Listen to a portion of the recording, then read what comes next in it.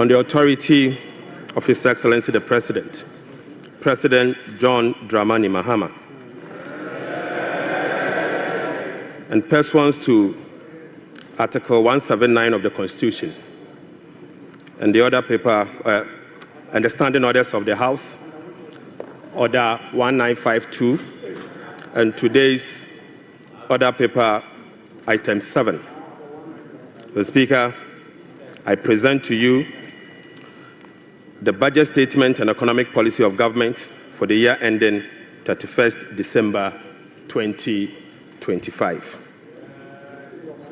Right Honorable Speaker, today marks a moment of great significance, and I have the singular honor to stand before this House to present, on behalf of His Excellency, President John Dramani Mahama, following his extraordinary mandate, the maiden budget of his new administration. Mr. Speaker, I'm deeply grateful to His Excellency the President for entrusting me with this responsibility. Respectfully, Mr. Speaker, I also submit to this House the following statutory report as required by law.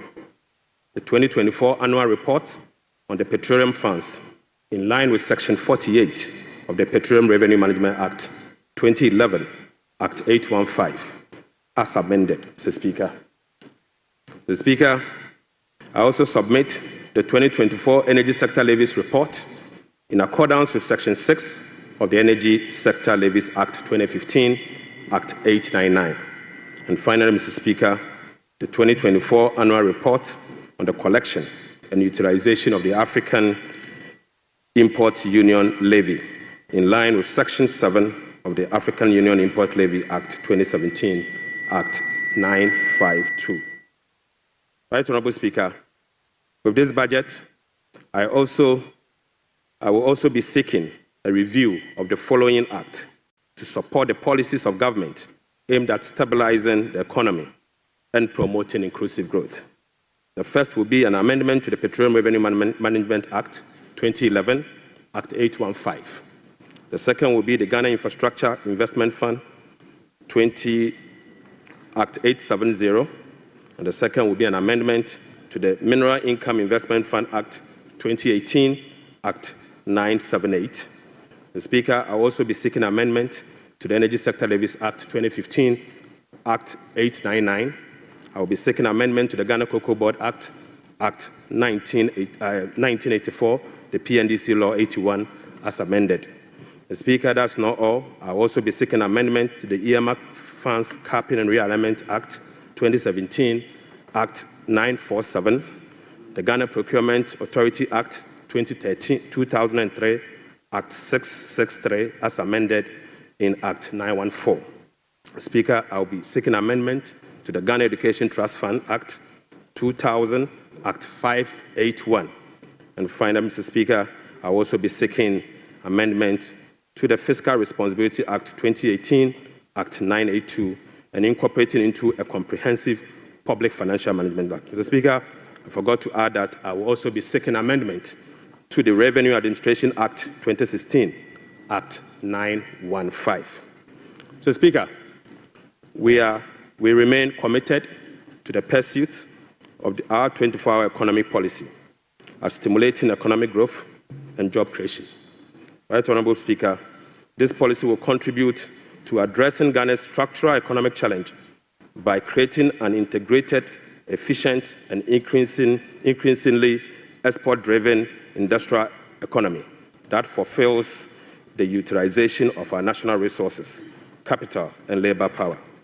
Right Honorable Speaker, will be presenting the 24-hour economic policy to Parliament in due course. In this respect, Mr. Speaker, the Labour Act, the Ghana Investment Promotion Act, and other enabling legislations will be reviewed accordingly.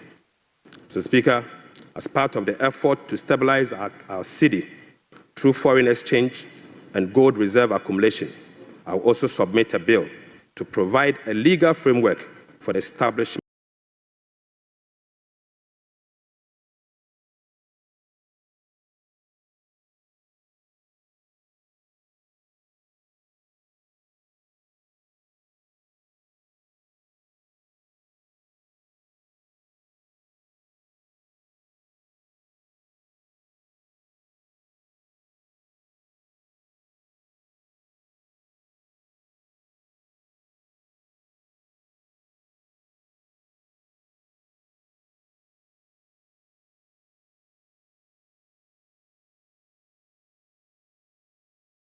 of the Ghana Gold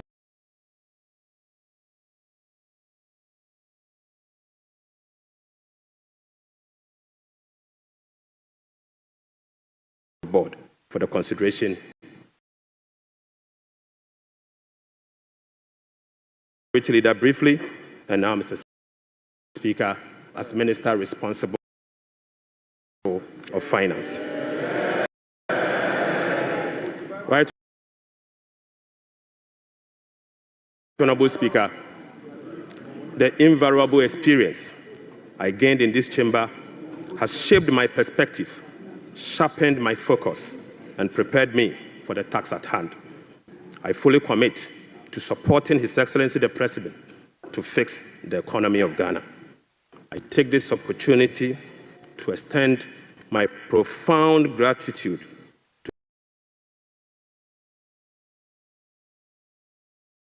to the good people of Ejumako and Yanesiam, my constituents, and to you, Mr. Speaker, and members of this House across the aisle for your unwavering support throughout my years in this chamber. Mr. Speaker, this esteemed House is a century of rigorous debate, principled cooperation, and at times constructive disagreement, all in the pursuit of greater good of our beloved country. I look forward to working with you, Right Honorable Speaker, and my colleagues on both sides of the aisle to reset the Ghana's economy through sound policy and structural reforms that will propel our country forward. Mr. Speaker, there comes a time in a nation's history when fundamental challenges must be confronted, difficult choices must be made, and a new course must be set for the future. For Ghana, the defining moment is now. Mr. Speaker, President John Dramani Mahama made a commitment to reset Ghana for jobs, accountability, prosperity. The Speaker, as captured in the NDC manifesto, in this regard, the theme of our budget is resetting the economy. For Ghana, we want.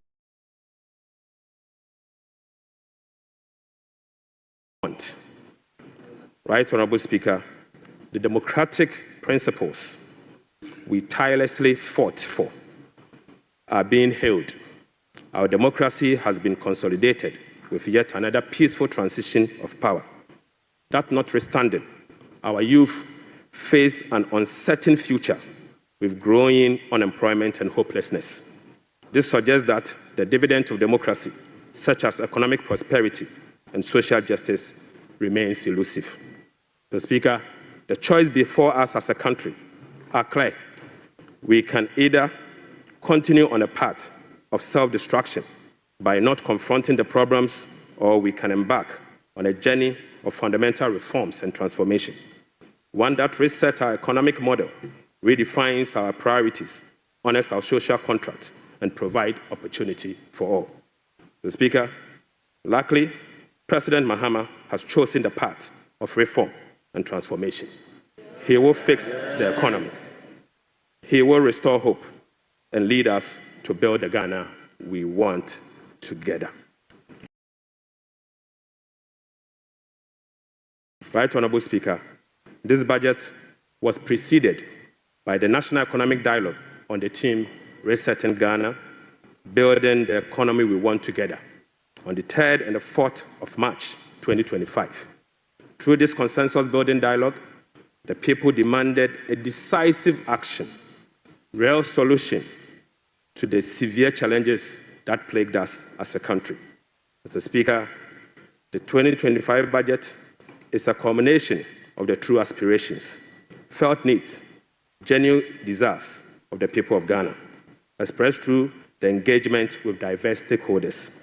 As part of our broad consultation also, ahead of the budget, we recently engaged traders at major trading centers, including the Mokola market, to listen to their concerns, gauge their expectations, and elicit their input. Mr. Speaker, the extensive consultation revealed that the overriding concern among Ghanaian traders and business community remains price and exchange rate stability. Apart from eroding their working capital exchange rate volatilities makes effective business planning impossible and increase the cost of doing business. This budget outlines far-reaching measures which will be implemented in close collaboration with the Central Bank, the Bank of Ghana, to effectively and efficiently manage the exchange rate and inflation. Mr. Speaker, we also engage the youth of Ghana in a dialogue on social media as part of our new budget consultation.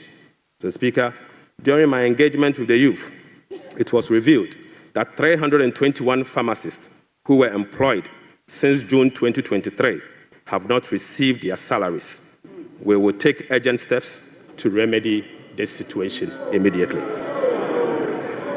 Right Honorable Speaker, this conversation was an eye-opening experience, one that strengthened my belief that the voices of the youth matter in designing policies that directly and indirectly impact their lives and future.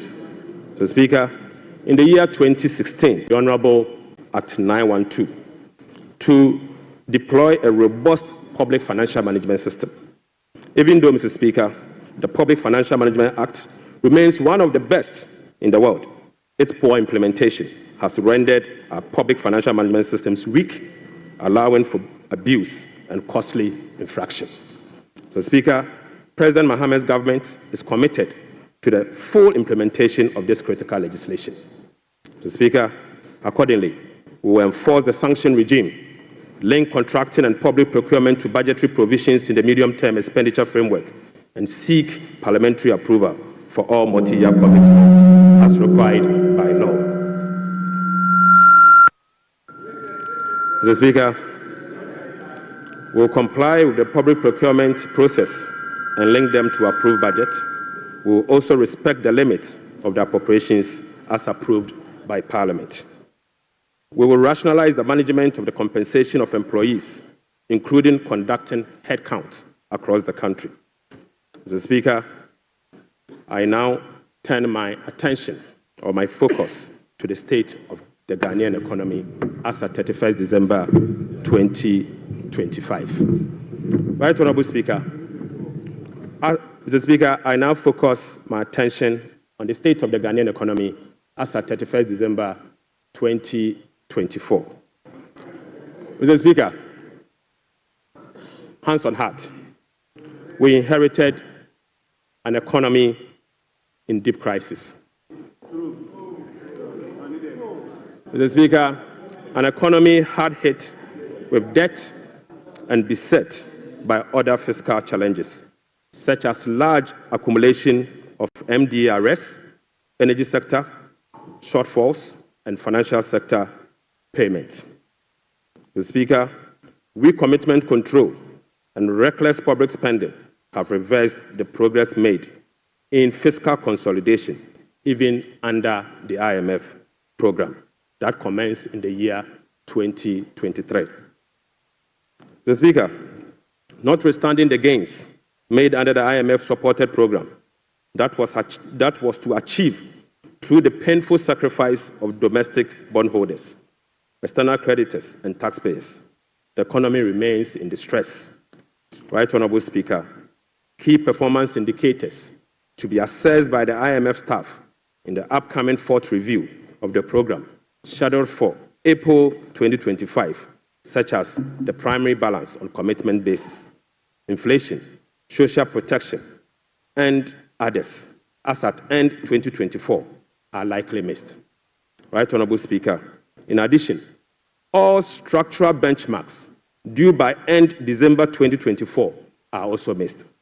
So, Speaker, inflation worsened in the year 2024 from 23.2% in the year 2023 to 23.8% in 2024. So, Speaker, the 2024 end period inflation also exceeded the budget target of 15% by 8.8 percentage points and the IMF central target of 18% by 5.8 percentage points. Unfortunately, this has triggered a discussion with IMF under the monetary policy consultation clause. Right Honorable Speaker, the primary balance on commitment basis worsened from a deficit of 0.2% of GDP in the year 2023 to a deficit of 3.9% in the year 2024. Mr. Speaker, the primary balance on commitment basis target for 2024 was a surplus of 0.5% of GDP. Sadly, the previous government recorded a deficit of 3.9 percentage point of GDP. This presents a slippage of a whopping 4.4 percentage point. Right Honorable Speaker. At the end of December 2024, total central government arrests amounted to 67.5 billion Ghana cedis, representing 5.2% of GDP. The Speaker, with the road sector recording an arrest of 21 billion Ghana cedis. The Speaker, when I assumed office on the 23rd of January 2025, my office was inundated with requests for payment from many contractors and suppliers. To ascertain the total arrests and outstanding payment for all MDAs, the Ministry of Finance decided to formally request all MDAs on the 28th of January 2028 to submit information on all arrests and outstanding claims for validation. Subsequently, Mr. Speaker, the Ministry of Finance held a special hearing with the MDAs to validate the arrests that were submitted for payment. The response from the MDAs and the validation revealed that a staggering amount of 67.5 billion Ghana cedis is owed to government contractors and suppliers. The Speaker, this consists of MDA's outstanding interim payment of invoices worth 49.2 billion and bank transfer advice at the Controller Accountant General worth 18.3 billion Ghana cedis. The Speaker, this 67 billion excludes 1.73 billion US owed to independent power producers. This 67 billion also excludes 68 billion Ghana cedis owned by Electricity Company of Ghana to contractors. The Speaker, this 67 billion US also exclude the 32 billion owned by the Ghana Cocoa Board to contractors. And Mr. Speaker, this 67.5 billion also excludes the 5.75 billion owned by the Ghana Road Fund to various contractors. Right Honorable Speaker, the Bank of Ghana is also seeking an amount of 53 billion Ghana cedis as bailout to be able to address their negative equity challenge that they face. Mr. Speaker, as part of the measures to address these mounting accumulated arrests, we have commissioned an audit of these arrest payments and guarantee value for money before a penny will be paid. Mr. Speaker, before a penny will be paid, we'll commit to do that arrest. Right Honorable Speaker, in addition to the 67.5 billion cedis in arrests, the validation process also revealed that MDAs have awarded contract to the tune of a minimum 194 billion Ghana cedis. Mr. Speaker, this amount represents 16.5% of GDP as at the end of 2024, with the road sector again alone accounting for 100 billion Ghana cedis.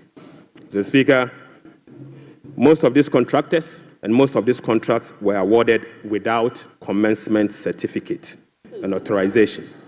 Mr. Speaker, this is in blatant violation of the Public Financial Management Act 921. Right Honorable Speaker, let me now update you on our debt service obligations.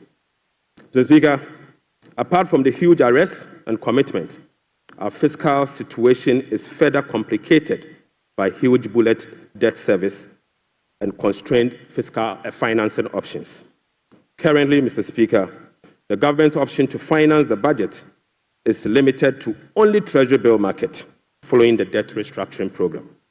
Moreover, the forthcoming debt service of both domestic and Eurobond debt obligation will have profound implications for fiscal sustainability and balance of payment.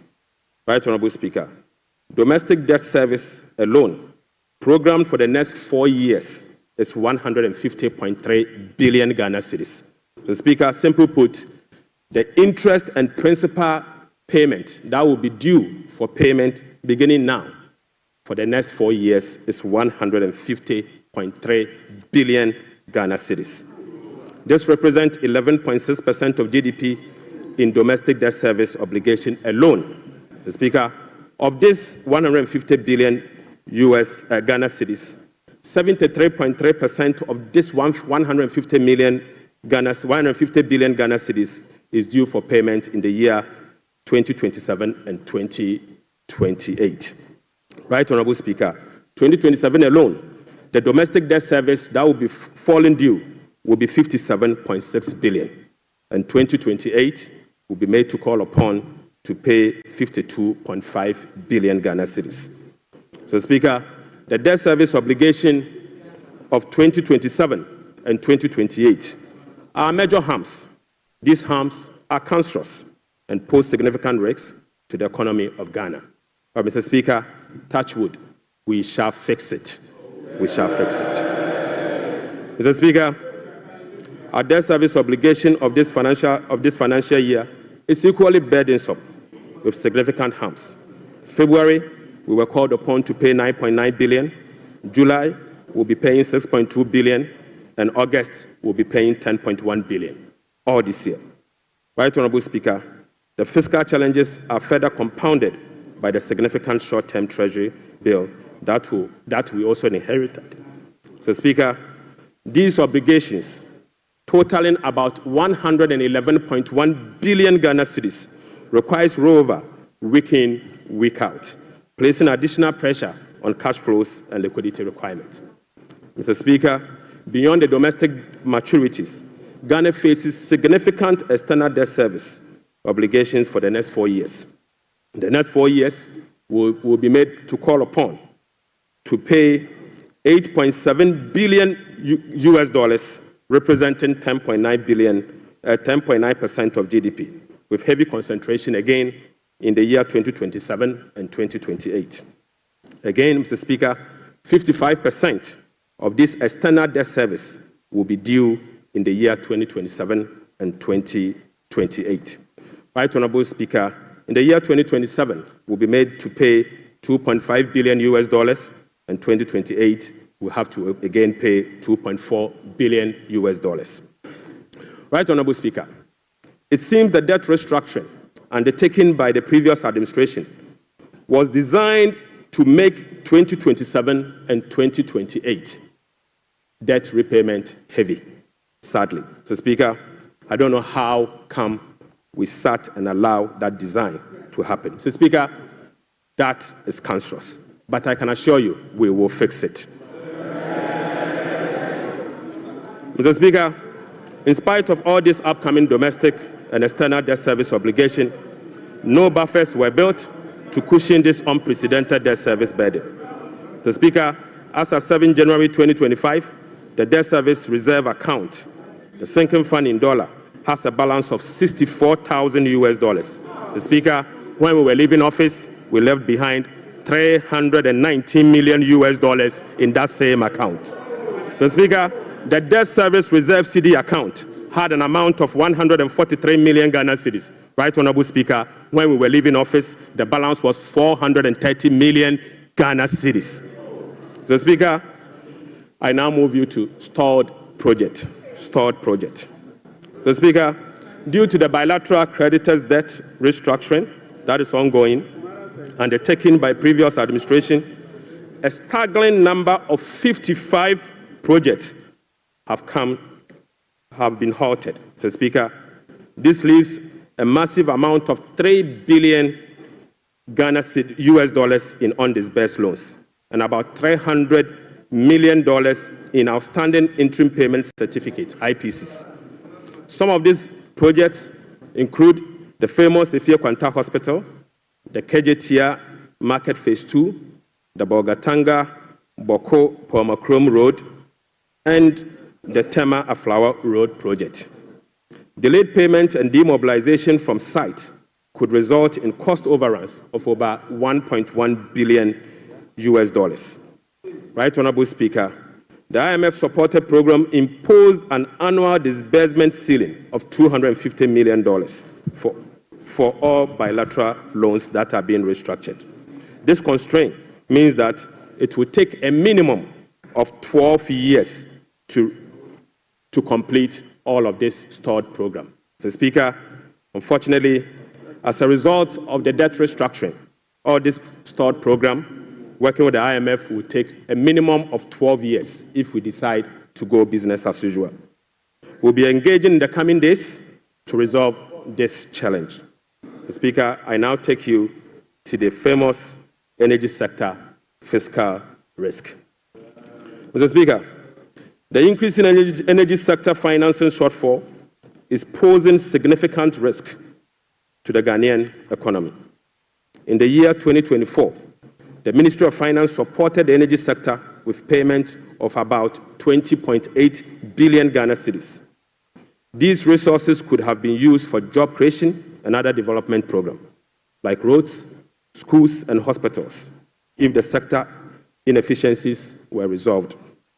Mr. Speaker, a recent exercise conducted by the Energy Sector Financial Modeling Team under the Energy Sector Recovery Program, ESRP, revealed that the business-as-usual energy sector financing shortfall has increased significantly to about 35 billion Ghana cedis for the year 2025 alone, even after spending in excess of 20 billion cedis in the year 2024.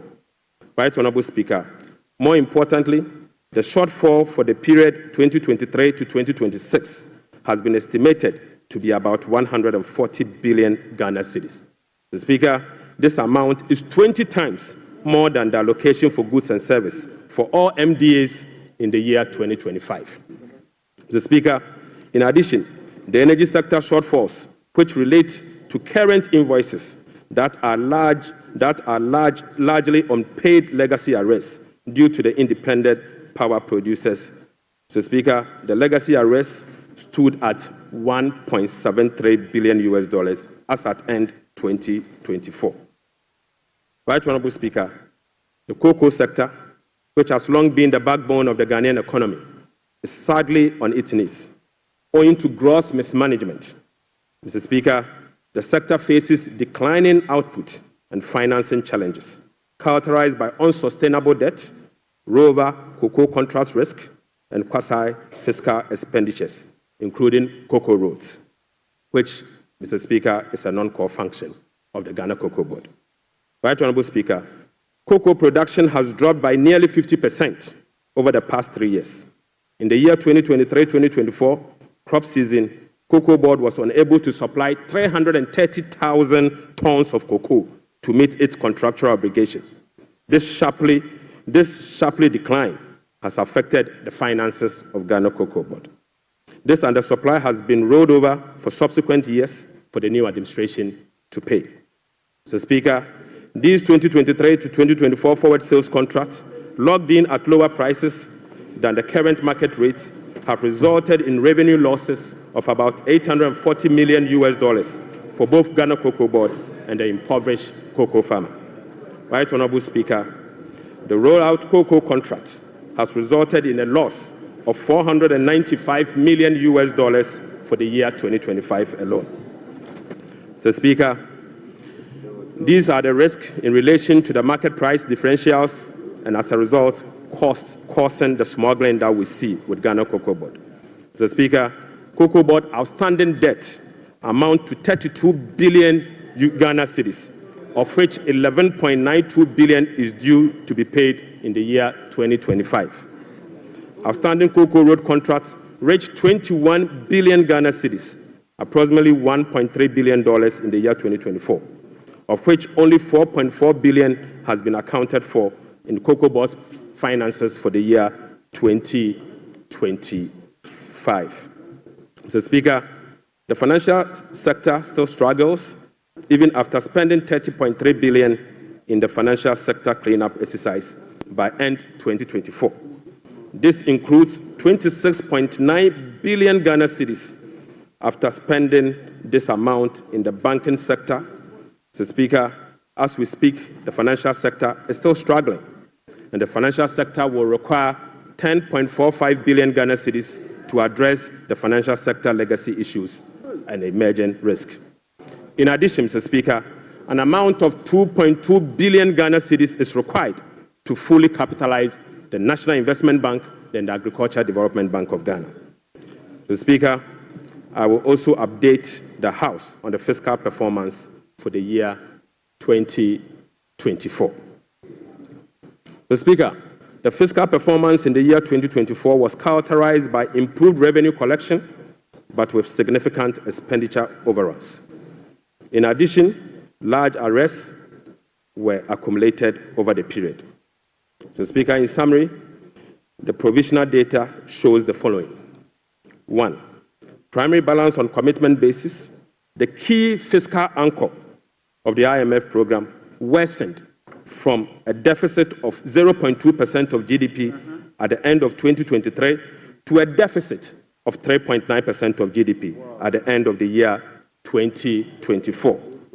This is 4.4 percentage points worse than the target surplus of 0.5% of GDP. Sadly, Mr. Speaker. On cash basis, Mr. Speaker, the primary balance was a deficit of 1.2% of GDP against a target of 0.6% of GDP, representing a 100% deviation. Mr. Speaker, the overall fiscal balance on commitment basis for 2024 was a deficit of 7.9% of GDP against a target of 4.2% of GDP, while the overall fiscal balance on cash basis was a deficit of 5.2% of GDP against a target of 5.3% of GDP. Total revenue and grant amounted to 186.6 billion Ghana cedis, or 15.9% of GDP, 5.3% above the revised target of 177.2 billion Ghana cedis, or 17.4% of GDP. The performance was mainly driven by higher than programmed oil and gas receipt and higher non-oil tax revenue collection. Total expenditure on commitment basis, including discrepancies, amounted to 279.2 billion, or 23.7% of GDP. This is 27.1% above the budget provisions of the year 2024, Mr. Speaker. The primary balance on commitment basis, including discrepancies, amounted to 232.4 billion, or 19.8% of GDP. This is 35.3% above the target of 171.7 billion, or 16.8% of GDP. Unfortunately, Mr. Speaker, all expenditure lines exceeded their respective target for the period, except for interest payments, goods and service, and other expenditures. Right Honorable Speaker, the discrepancies for the year 2024 being unclassified expenditure was 3.8 billion Ghana cedis as compared to 12.9 billion Ghana cedis in the year 2023. Mr. Speaker, at the end of December 2024, provisional data indicate that gross central government and guaranteed debt was 726.7 billion from 610 billion in 2023. This represents 61.8% of GDP in 2024, compared to 68.7% in the year 2023. Mr. Speaker, it is instructive to note that the debt to GDP ratio and the dollar component of our debt that has come down, that has reduced, is as a result of the 37% haircut on principal of Eurobond debt under the debt restructuring. Mr. Speaker, it is important to know that. Mr. Speaker, Right Honorable Speaker, it is instructive to note that the debt to GDP that has reduced is as a result of the 37% haircut on principal and interest that were given to Eurobond bondholders. So, Speaker, you may recall that the government commenced the debt restructuring program in the year 2022 to restore debt sustainability and economic stability. As of now, the restructuring process is approximately 93% completed. The remaining 7% relate to debt of $2.7 billion owed to commercial creditors. We are committed to completing the remaining debt restructuring as soon as possible. So, Speaker, real sector development in the year 2024. Right Honorable Speaker, provisional 2024 GDP statistics published by the Ghana Statistical Service on the 10th of March 2025 shows that overall real GDP growth increase. So, Speaker, at the end of increased to 5.7% in the year 2024. So, Speaker, I take that again. So, Speaker, provisional 2024 GDP statistics published by the Ghana Statistical Service on the 10th of March 2025 show that overall GDP growth grew by 5.7% of GDP in the year 2027, compared to the growth rate of 3.1% recorded over the same period. Mr. Speaker, the key driver of this growth was largely coming from gold mine. Mr. Speaker, including Galamsey. Including Galamsey. Mr. Speaker, Galamsey growth cannot be sustainable. Mr. Speaker, non-oil GDP growth. Mr. Speaker, the non-oil GDP grew by 0.6% in the year 2024, compared with the growth rate of 3.6% recorded in 2023.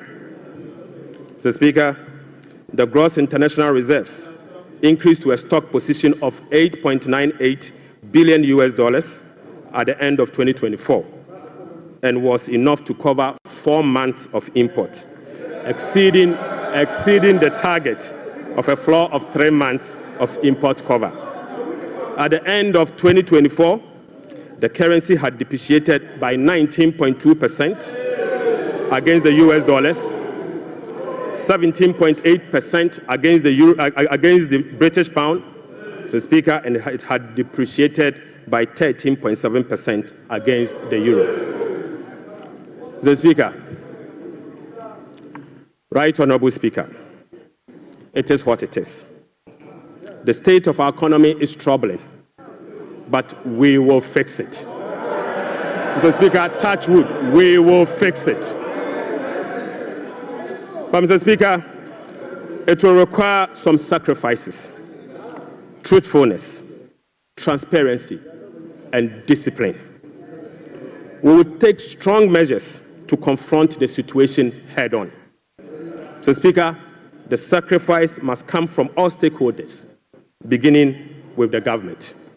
So, Speaker, His Excellency the President appreciates this and has led the charge by significantly downsizing his government from the Elephant 88 to the Umbrella 60. Mr. Speaker, he has also reduced the number of his government ministries from the Elephant 30 to the Umbrella 23. Mr. Speaker, as part of the contribution to the resetting agenda, organized labor has followed suit by working with government and employers association to agree on a modest 10% increase in base pay and minimum wage for the year 2025. Right Honourable Speaker, on behalf of His Excellency the President, I would like to express my profound gratitude to organized labor and employers. Mr. Speaker, ordinary Ghanaians have also sacrificed by enduring the negative impact of severe currency depreciation since 2022. Hyperinflation, high food inflation, principal and interest haircuts, soaring interest rates, among others. Mr. Speaker, it is now time for the people's representative, the members of Parliament, and the judiciary to also follow suit. I would like to call on all other stakeholders, including the business community, faith-based organizations, academia, and civil society to support this national call.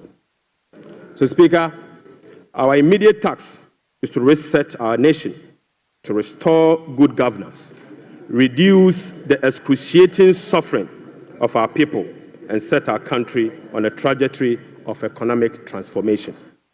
So, Speaker, our vision is to build a prosperous and a democratic state, anchored on the principles of freedom and justice, providing equal opportunities for all. So, Speaker, through this vision, we will work together to build the Ghana we want. Right Honorable Speaker, the resetting agenda will be anchored on the following. 1. Restoring hope in our democracy, renewing trust in public officials, and helping every Ghanaian attain their full potential. Offering a trusted hand to the vulnerable, particularly women and youth, and creating a new Ghana for coming generations. And finally, stimulating demand by patronizing made-in-Ghana goods under the 24-hour economy. Mr. Speaker, today I came to this chamber with made-in-Ghana bag, signifying, Mr. Speaker, with made-in-Ghana bag, Mr. Speaker, I would like to first present, Mr. Speaker, they don't know that in Ghana we sew suit. Right, Honorable Speaker, I would like to first present the government's immediate and strong measures to address the current challenges we are confronted with, followed by the medium-term vision, policy objectives, and targets. Right, Honorable Speaker, consistent with Section 14 of the Public Financial Management Act 2016, Act 911, the fiscal policy objectives of this government is to support the economic transformation agenda to ensure the macroeconomic stability of the country within the macroeconomic and fiscal framework. More specifically, the fiscal policy objective of the government include the following: rationalizing government expenditure and eliminating wasteful expenditures, optimizing domestic revenue mobilization through broadening of tax base, increased non-tax revenue collection, adopting enhanced tax compliance measures, and modernizing the tax administration through digital technology. Mr. Speaker, we will also increase the share of domestic expenditure to spur economic growth and job creation. We'll be reducing public debt to sustainable levels and adopting prudent debt management practice to support debt sustainability. Reducing the fiscal deficit progressively in accordance with the amended Fiscal Responsibility Act to promote fiscal and debt sustainability. And Mr. Speaker, restoring confidence in the Ghana economy. Right, Honorable Speaker, our approach will be to foster economic growth, accelerate job creation, reduce inflation, and stabilize the cedi. To achieve this, it is crucial that we establish the macroeconomic stability and ensure debt sustainability. Mr. Speaker, we are confident that by prioritizing these fundamental elements, we can cultivate an environment where individuals can prosper and businesses can thrive in Ghana. Mr. Speaker, Ghanaians, through the recent National Economic Dialogue, have expressed a clear desire for fiscal deficit and public debt to be reduced through cuts in government spending rather than through only tax measures. We wholeheartedly agree, Mr. Speaker. Going forward, we will tailor our expenditure to align with our fiscal realities. After all, whoever pays off their debt gets rich. Mr. Speaker, we are poised to implement a three-pronged approach to achieve our objective, beginning with this budget immediately. First will be to recalibrate the fiscal adjustment, and we believe that by prioritizing spending-led fiscal adjustment can initiate a positive cycle. Fiscal adjustment can initiate a positive cycle in a way that first, it will help lower inflation and curb depreciation of the cedi. Secondly, it will lessen government reliance on borrowing, which in turn will reduce the crowding out of private sector and lower interest rates. Lastly, this approach will ease the strain on monetary policy, allowing the central bank some greater flexibility to reduce monetary policy rates, ultimately resulting in lower bank and lending rate. Mr. Speaker, the second approach will be to deliver a shock therapy. Mr. Speaker, we are implementing a form of shock therapy to the economy by making significant spending cuts this year, thereby reducing the government financing needs and front-loading fiscal adjustment. This is the down payment for our policy credibility and creditworthiness. Right Honourable Speaker, our third approach will be to restore fiscal responsibility. By moving forward, we will enhance public financial management by empowering ministers to effectively manage their budget on their own, ensuring strict compliance with the commencement certificate. Mr. Speaker, we'll be passing and enforcing a revised Fiscal Responsibility Act. And finally, we will enforce the sanction regime for non-compliance of the Public Financial Management Act. Mr. Speaker, in pursuit of the overarching macroeconomic objectives, the following macroeconomic targets have been set for the year 2025. Overall real GDP growth of at least 4% of GDP. Mr. Speaker, not less non-oil real GDP growth of at least 4.8% of GDP. Mr. Speaker, end period inflation rate of 11.9%. Mr. Speaker, primary balance on commitment basis of a surplus of 1.5% of GDP. Mr. Speaker, gross international reserves, including oil funds and encumbered assets, to cover not more than a minimum of 3 months of import. Mr. Speaker, to address inflation, government will implement a number of measures to complement the Bank of Ghana and monetary authorities. Mr. Speaker, the measures to stabilize the exchange rate include the following. We will be establishing the Ghana Gold Board to enhance the generation of accumulation of forex to support the stability of the Ghana cedi. The Bank of Ghana will continue to implement its FX forward auction to support the stability of the Ghana cedi. Government's strong fiscal consolidation through the reduction in public sector spending and the fiscal deficit will reduce the pressure on the exchange rate.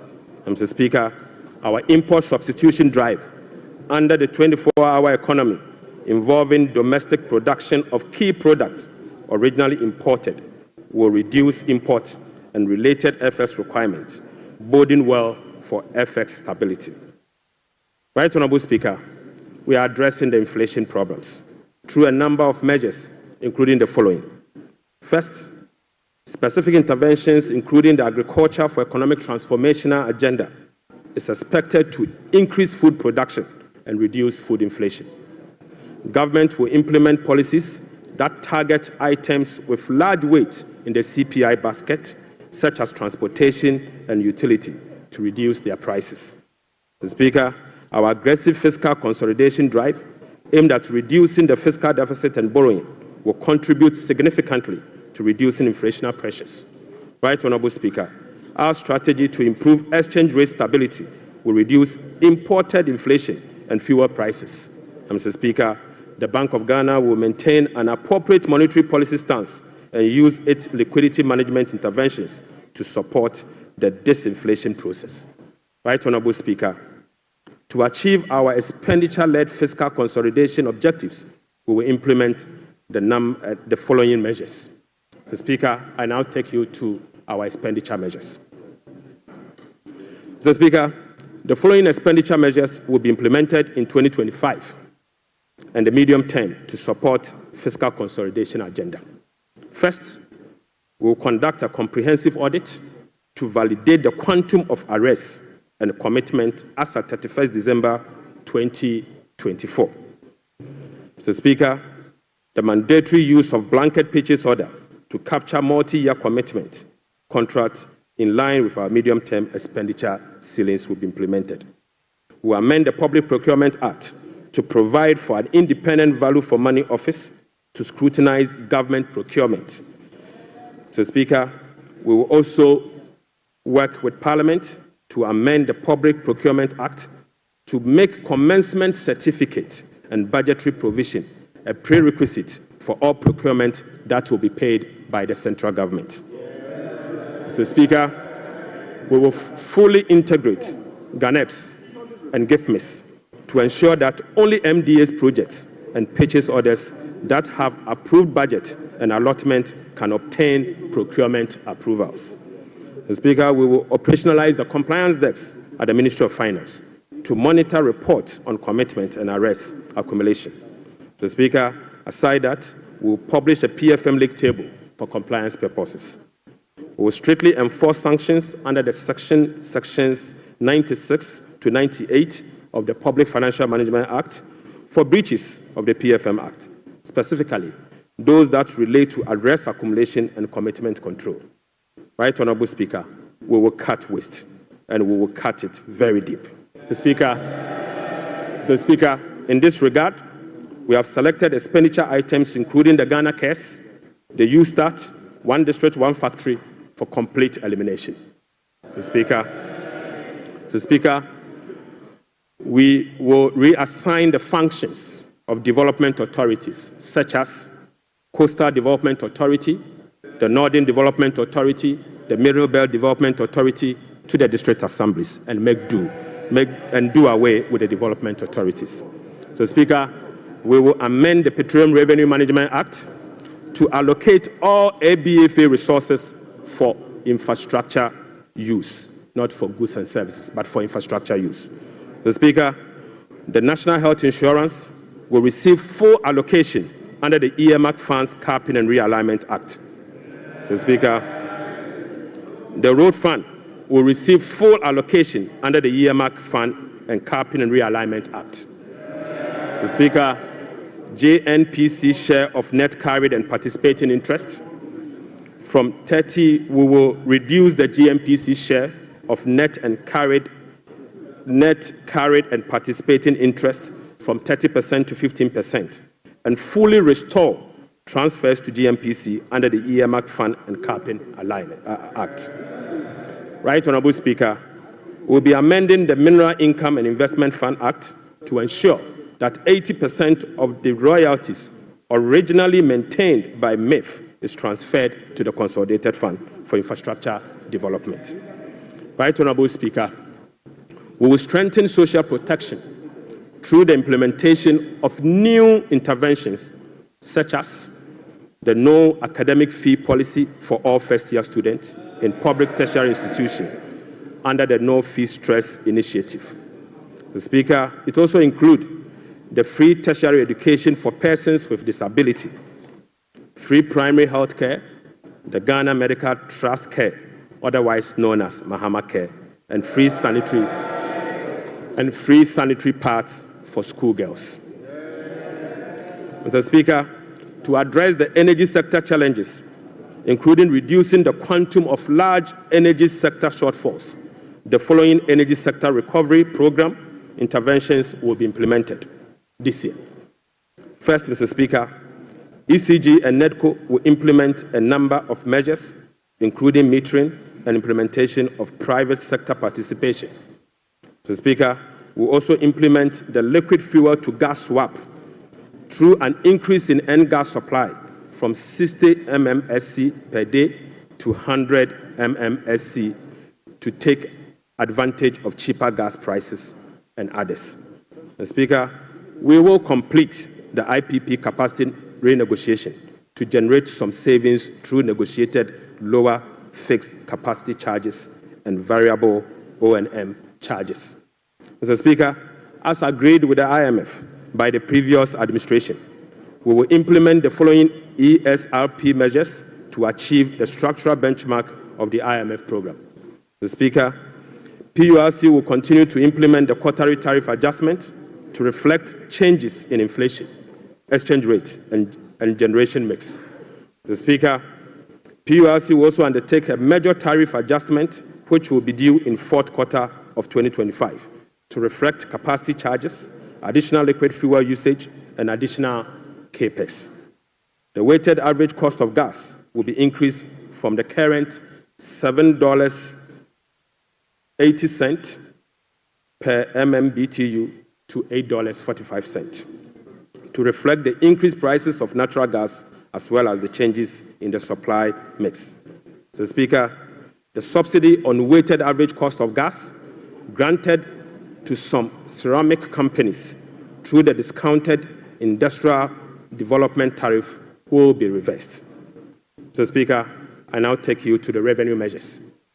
Mr. Speaker, in proposing some revenue measures to achieve the 2025 fiscal target for your consideration, I'll first take you to the IMF requirement. Mr. Speaker, this measure is inconsistent with our commitment under the IMF-supported program to observe a non-oil tax revenue effort of 0.6% point of GDP annually as part of the measures to improve domestic revenue mobilization and achieve our debt sustainability target over the medium term.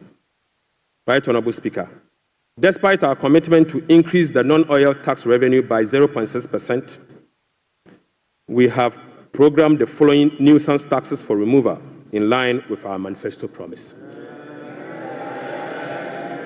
Mr. Speaker, we will abolish the 10% withholding tax on winning from lottery, otherwise known as the betting tax. Mr. Speaker, we will abolish the electronic transfer levy, e-levy, of 1%.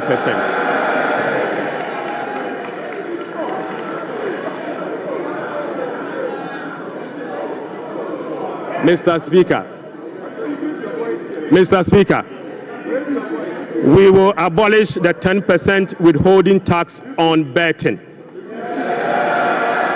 We will abolish the electronic transfer levy, e-levy, of 1%. We will abolish the emission levy, otherwise as in Wusie tax.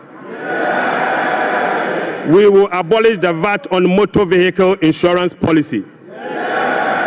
Mr. Speaker, we will abolish the 1.5% withholding tax on unprocessed gold by small-scale miners.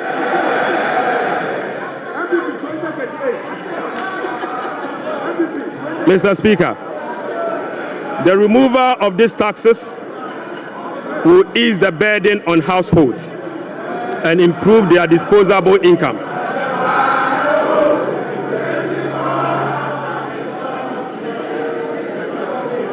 Right Honourable Speaker, the removal of these taxes will ease the burden on households and improve their disposable incomes. In addition, it will support business growth and improve tax compliance. Mr. Speaker, Right Honourable Speaker, the tax refund account has been abused in recent years. In the last 8 years, a study revealed that 29.1 billion Ghana cedis had accrued to the tax refund account, with only 12.5 billion Ghana cedis, representing 43% of the total accrued amount, being used for tax refund purposes. Mr. Speaker, the study also revealed that 16.6 billion Ghana cedis, representing 57% of the total amount accumulated in the tax refund account, was misapplied. Mr. Speaker, which is a total violation of the Revenue Administration Act, Act 915, and the Public Financial Management Act. Instructively, Mr. Speaker, there were virtually no tax refund arrests over the period. Mr. Speaker, and therefore, we are reducing the current tax refund ceiling by 2 percentage points from 6% to 4% of total revenue, as defined in Section 69 of the Revenue Administration Act, Act 915. Mr. Speaker, by reducing the ceiling on the tax refund from 6% to 4%, Right Honourable Speaker, we have saved the taxpayer 3.8 billion Ghana cedis. Mr. Speaker, this amount is enough to close the revenue shortfalls from the removal of the e-levy and the betting levy. Mr. Speaker, the e-levy would have accrued 1.9 billion Ghana cedis, and the betting tax would have accrued 180 million. The two put together is just above 2 billion Ghana cedis. By reducing the tax refund account from 6 to 4, it is enough to remove this tax, and a savings will be provided to take care of social interventions. Mr. Speaker, already we have saved 3.8 billion cedis for 2025 alone from one source, and this is enough to close the gap from the taxes we have removed today.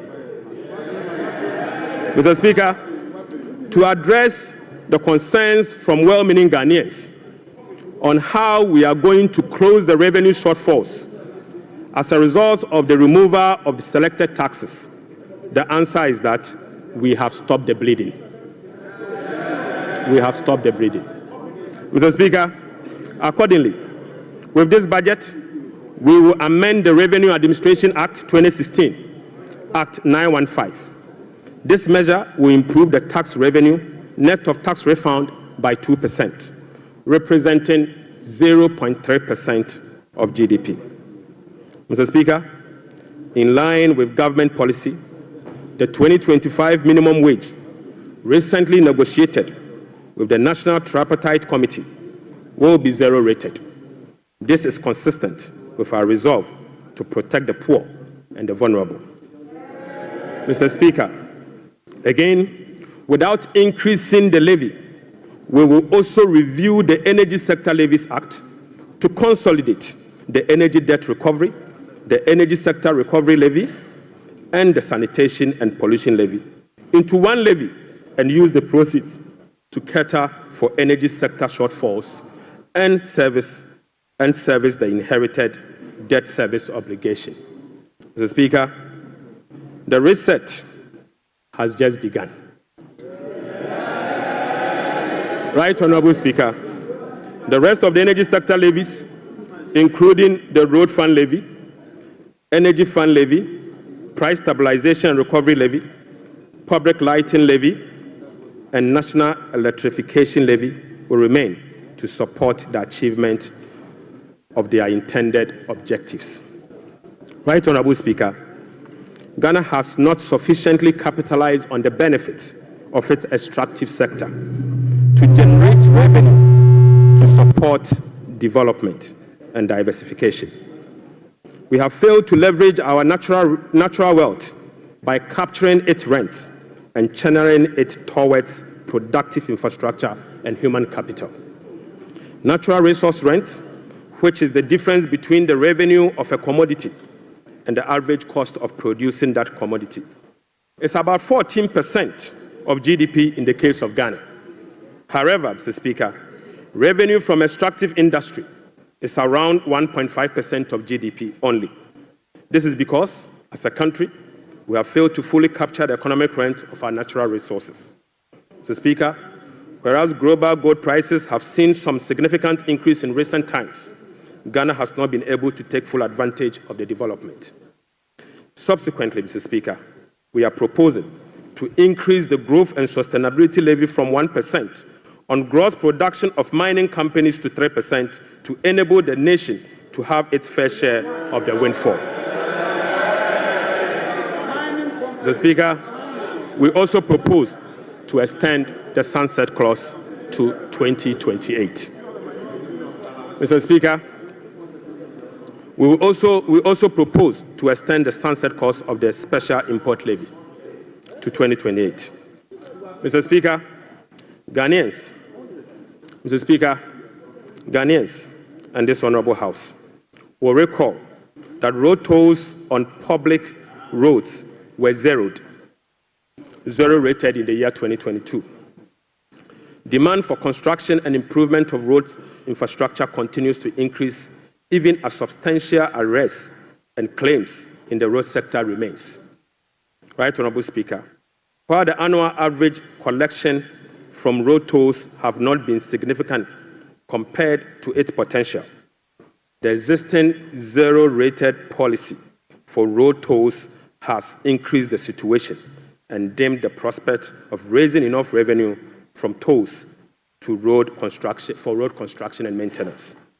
Accordingly, government will work with the stakeholders, including the private sector, to roll out a technology-driven solution to reintroduce road tolls this year as part of the big push. Right, Honorable Speaker, we will also strengthen the legal and regulatory regime for non-tax revenue and enforce the framework to improve service delivery. This will be achieved through the introduction of an overarching non-tax revenue legislation, amendment of existing relevant laws, and the development of a national non-tax revenue strategy and policy.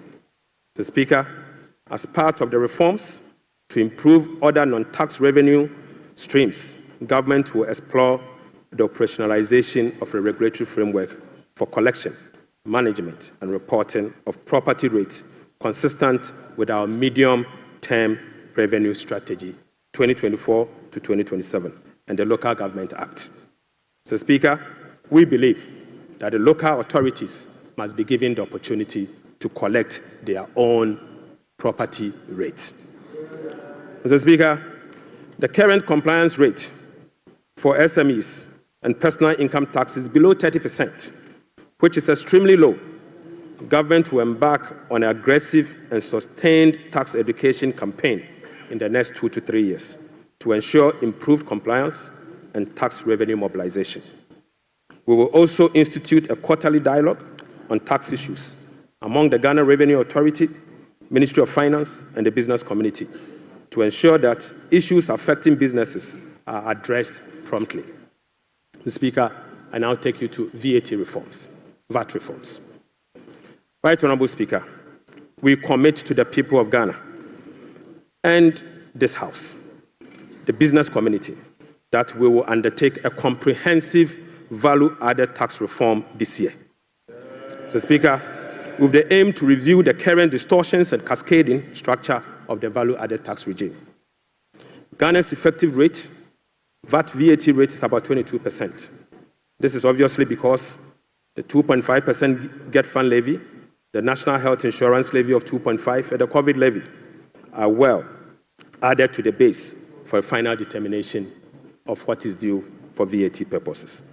Mr. Speaker, aside the high VAT rate, businesses are not permitted by law to claim their input VAT for NHIL, Get Fund, and COVID levy, compounding the burden on households. Right, Honorable Speaker, our VAT regime has been distorted and rendered inefficient. It combines both VAT and sales tax principles with a flat rate, standard rate, and levies. We have requested for technical assistance from the Fiscal Affairs Department of the IMF on VAT reforms. It is expected that the IMF mission will commence in April 2025. The recommendations from the Technical Assistance Mission are expected to inform our reform. Mr. Speaker, ahead of the IMF Technical Assistance Mission, I will inaugurate a VAT reform task force to hold broad consultation with key stakeholders for their input. Mr. Speaker, the parameters for VAT reform will be for them to complete this year. Mr. Speaker, the parameters will include the following. 1, abolishing the COVID levy. Mr. Speaker, reversing the decoupling of Get Fund and NHIL VAT from VAT. Mr. Speaker, reducing the effective VAT rate for households and businesses. Reversing the VAT flat rate regime and upwardly adjusting the VAT registration threshold to exempt micro and small businesses from the collection of VAT. Mr. Speaker, we will also improve compliance through public education and awareness. Mr. Speaker, I now take you to revenue mobilization and resource allocation. Mr. Speaker, total revenue and grant for 2025 is projected at 223.8 billion Ghana cedis, or 17.2% of GDP, up from 186.5 billion, or 17.4% of GDP. The projection is underpinned by non-oil revenue measures, which are expected to yield at least 0.6% of GDP. Mr. Speaker, total expenditure on commitment basis for 2025 has been programmed at 269.1 billion, representing 20.7% of GDP, down from 279.2 billion, which is 26% of GDP in the year 2024. Primary expenditure on commitment basis is projected at 204.7 billion Ghana cedis, representing 15.8% of GDP, which is a significant decline from 232.4 billion, representing 21.7% of GDP in the year 2024. Mr. Speaker, based on the resource allocation from 2025 fiscal year, the total appropriations for the year ending 31st December 2025 is 290,971,212,435 billion Ghana cedis. Mr. Speaker, budget financing. Right Honorable Speaker, based on the estimate for total revenue and grant and total expenditure, the projected overall balance on commitment basis is a deficit of 43.8 billion Ghana cedis, equivalent to 3.1% of GDP. The corresponding primary balance on commitment basis is a surplus of 20.3 billion Ghana cedis, equivalent to 1.5% of GDP. On cash basis, Mr. Speaker, overall balance is a deficit of 56.9 billion Ghana cedis, equivalent to 4.1% of GDP. The corresponding primary balance on cash basis is again a surplus of 7.3 billion, equivalent to 0.5% of GDP. Right Honorable Speaker, the cash deficit of 56.9 billion is expected to be financed from both foreign and domestic sources. The total foreign net financing will amount to 21.4 billion Ghana cedis. Foreign financing will include a provision for financing from IMF ECF program disbursed of 720 billion Ghana cedis and the World Bank Development Policy operations of 600 million Ghana cedis. The residual net domestic financing will amount to 36.9 billion, representing 65% of total financing for 2025. This is expected to be sourced from the issuance of debt at the short end of the domestic market and opening of the domestic market. Mr. Speaker, the government will take steps to reopen the domestic bond market to extend the maturity profile. The reopening will be executed cautiously to establish large-size benchmark bonds that will enhance market liquidity. Right Honorable Speaker, further is to reduce the risk on debt portfolio of government, and we will build cash buffers to support effective implementation of the liability management strategy. Mr. Speaker, this will help smoothing the redemption profile and mitigate refinancing risk associated with Ghana's debt portfolio. Mr. Speaker, the government in 2025 and the medium term will implement liability management operations to manage the risk embedded in the Eurobond debt profile. Right Honorable Speaker, beginning 2025, we will commence the operationalization of Section 37 to Section 44 of the Public Financial Management Act 2016. Mr. Speaker, in doing so, we will be building sufficient buffers in the sinking fund as a landmark reform to manage our public debt. Right Honorable Speaker, I'm pleased to report to the House that following our proactive fiscal management strategy,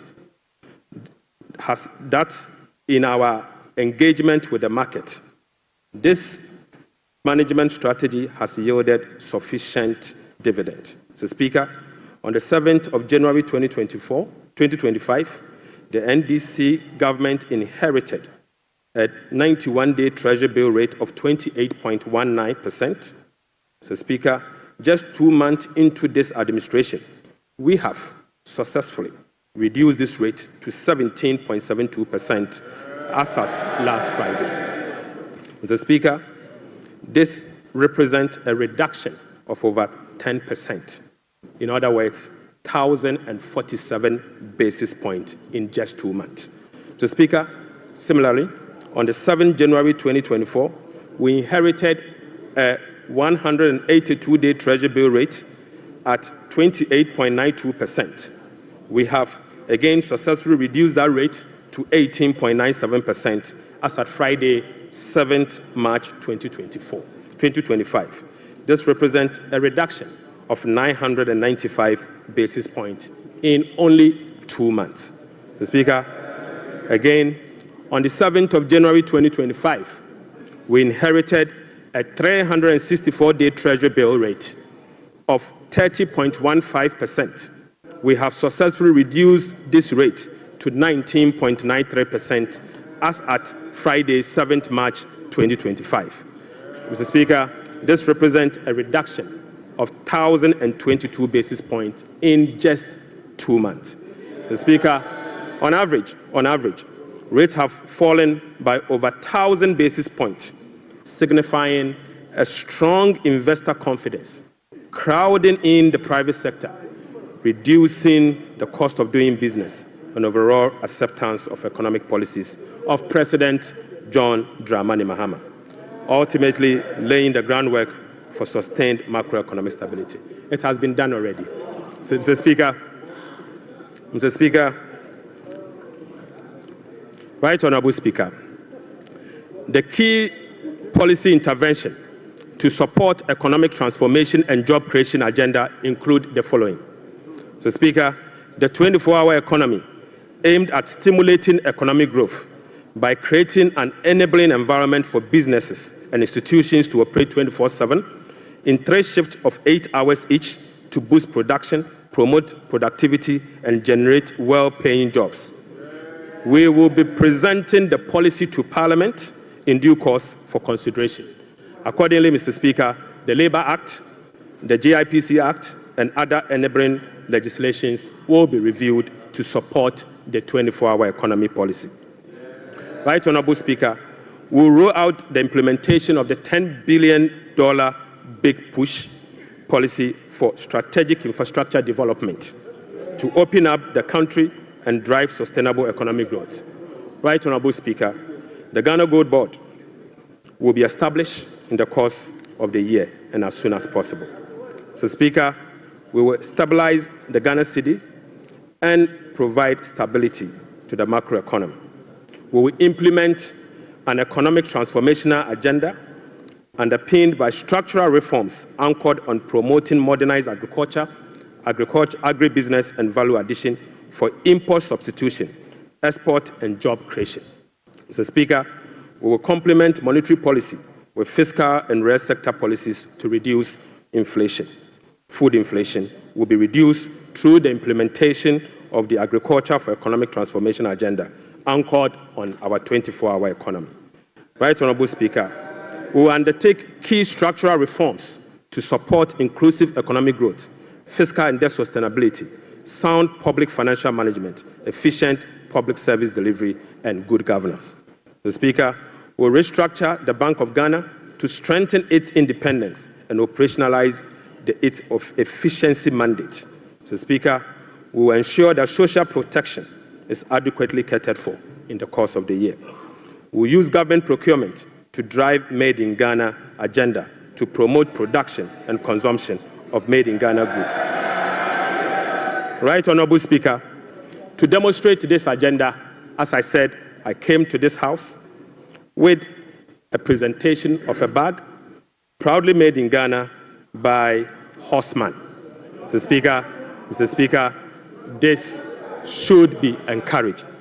Right Honourable Speaker, beginning this year, we will formalize the export of Ghanaian labour to other countries.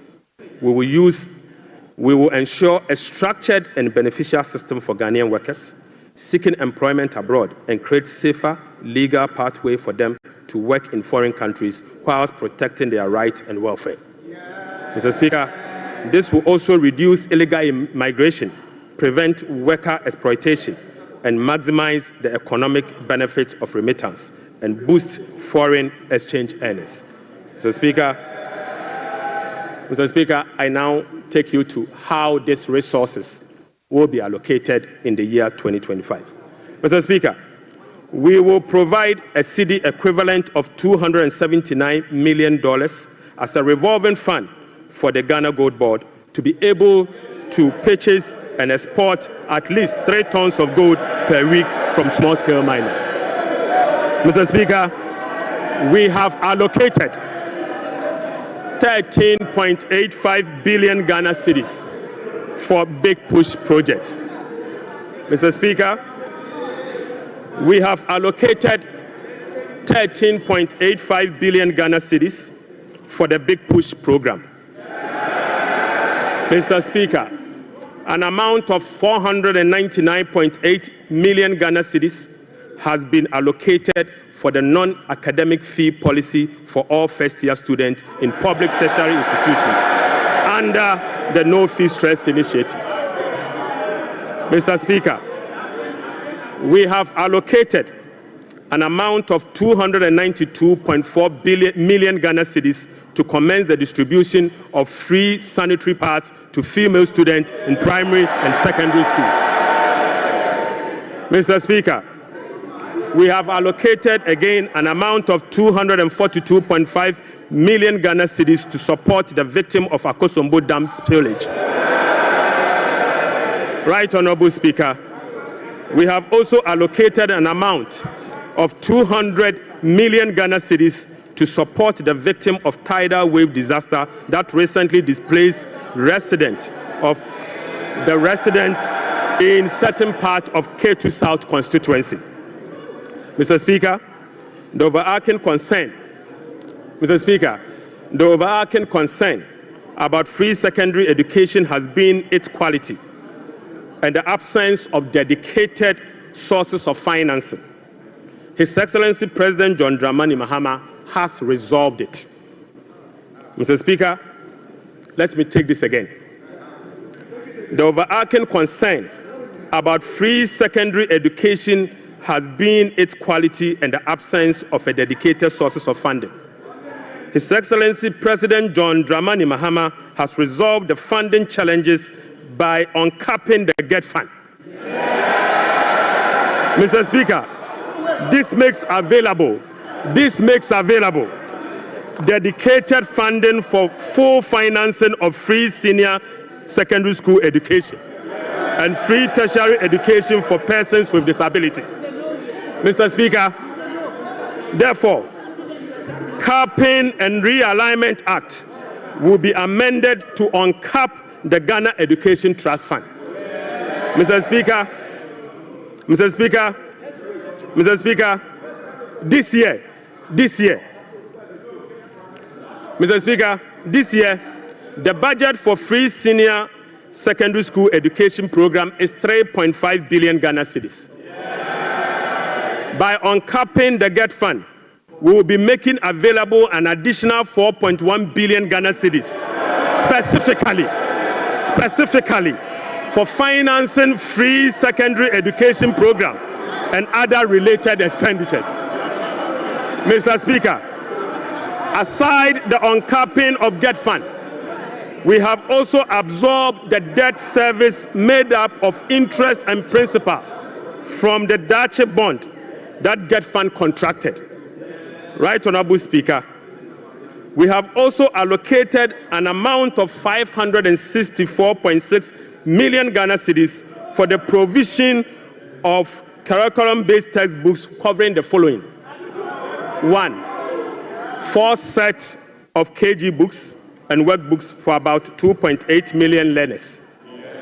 Mr. Speaker, we have also provided for 4 sets of primary textbooks for about 800,000 learners. Mr. Speaker, we have also provided for 9 sets of SHS textbooks for about 540,000 learners. Right, Honorable Speaker, under the school feeding program, budgetary provision has been increased from the 1.3 billion Ghana cedis last year to 1.78 billion Ghana cedis. Mr. Speaker, representing a 33% increase The allocation for 2025 reflects an increase in feeding costs per meal, per child, from the 1 cedi 50 pesos to 2 cedis, representing 33.3%. Mr. Speaker, the government has also allocated 145.5 million Ghana cedis to the capitation grant, up from 84 million Ghana cedis in 2024. This is an increase of 73.4% over the previous year. Mr. Speaker, we have also allocated 203 million Ghana cedis for the payment of teacher training allowances and another 480 million Ghana cedis to nursing training allowances. Mr. Speaker,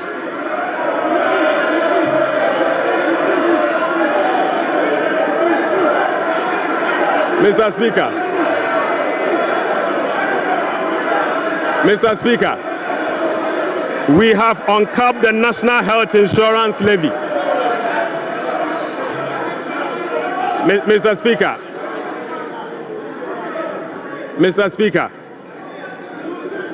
we have uncapped the National Health Insurance Levy. An amount of about 10 billion Ghana cedis has been programmed for the National Health Insurance Scheme. And this amount is expected to be used for the following: claim payments, essential medicine, vaccine payment, free primary health care, the Ghana Medical Care Trust, Mr. Speaker, and bridging the USAID financing shortfall. Mr. Speaker, in the year 2025, government will continue to implement reforms and increase budgetary allocation to enhance the implementation of 4 targeted social protection programs, namely National Health Insurance, the LEAP program, the school feeding program, and the capitation grant. Right, Honorable Speaker, under the LEAP program, beneficiaries will be increased from the current 350,000 to 400,000 beginning July 2025. The allocation of 728.8 million Ghana cedis for last year has been increased to 953.5 million Ghana cedis in the year 2025. So, Speaker, we have also uncapped the road fund. An amount of 2.81 billion Ghana cedis has been programmed for the Ghana Road Fund to be used solely for road maintenance. This represents an increase of 155% over the 2024 allocation of 1.1 billion Ghana cedis. 1.1 billion Ghana cedis. Mr. Speaker, we have also allocated an amount of 7.5 billion Ghana cedis to the District Assembly Common Fund. In accordance with our decentralization policy, we propose to Parliament that a minimum of 80% of the funds allocated to the District Assembly Common Fund should be sent directly to the district assemblies to spur economic growth and at the district level to deepen decentralization. Right, Honorable Speaker, I repeat, we have allocated an amount of 7.5 billion Ghana cedis to the district assemblies common fund. Mr. Speaker, in accordance with our decentralization policy and objective, we propose to Parliament that a minimum of 80% of the funds should be sent directly to the district assemblies to spur economic growth at the district level and deepen decentralization. Mr. Speaker, it is worth noting that in a stark contrast to what has happened recently at the District Assembly Common Fund, where only 50% of the released amount are sent to the District Assembly for the purposes of running the assemblies. Mr. Speaker, we have also allocated an amount of 1.5 billion Ghana cedis for Agriculture for Economic Transformation Program, of which Feed Ghana, Ghana Grains Development Project, Vegetable Development project and Nkoko Nketenkete are all key components of the program. Right, Honorable Speaker, we have also allocated 51.3 million Ghana cedis as seed fund for the establishment of the Women's Development Bank. Mr. Speaker, we have also allocated 300 million Ghana cedis to the National Apprenticeship Program. Mr. Speaker, I repeat, we have also allocated an amount of 300 million Ghana cedis to the National Apprenticeship Program. Right, Honorable Speaker, we have also allocated an amount of 100 million Ghana cedis to the Edumewura Program. Mr. Speaker, an amount of 100 million Ghana cedis has been allocated to the National Codes Program. Mr. Speaker, another amount of 100 million Ghana cedis has been allocated for the payment of monthly allowance to all assembly members.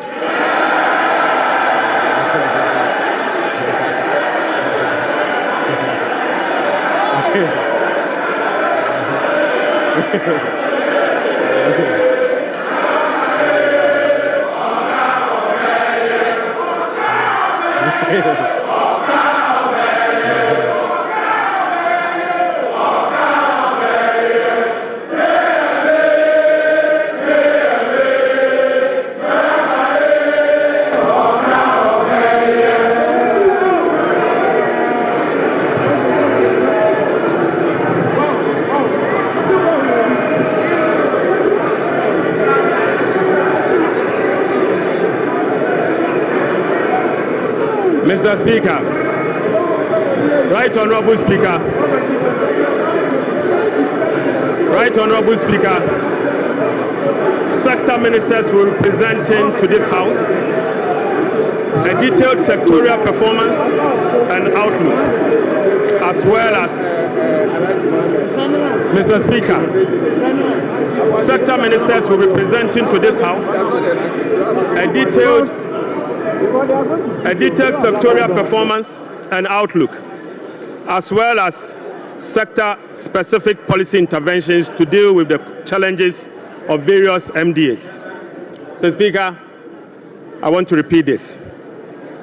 So, Speaker, sector ministers will be presenting to this House a detailed sectorial performance and outlook, as well as specific sector interventions to deal with the challenges of various MDAs. This is indeed a departure from the norm, where ministers of finance present detailed sectorial performance as part of their budget speech. So, Speaker, I believe sector ministers must be made to do so. Right, Honorable Speaker, in conclusion. So, Speaker, in conclusion. Mr. Speaker, the state of the economy, as I have presented, does not reflect an economy that has turned the corner. It reflects an economy in severe distress, burdened with debt repayment harms, mismanagement, and lack of accountability. The budget set Ghana on a path of fiscal responsibility, debt sustainability, macroeconomic stability, and job creation. It is about resetting the economy and restoring hope.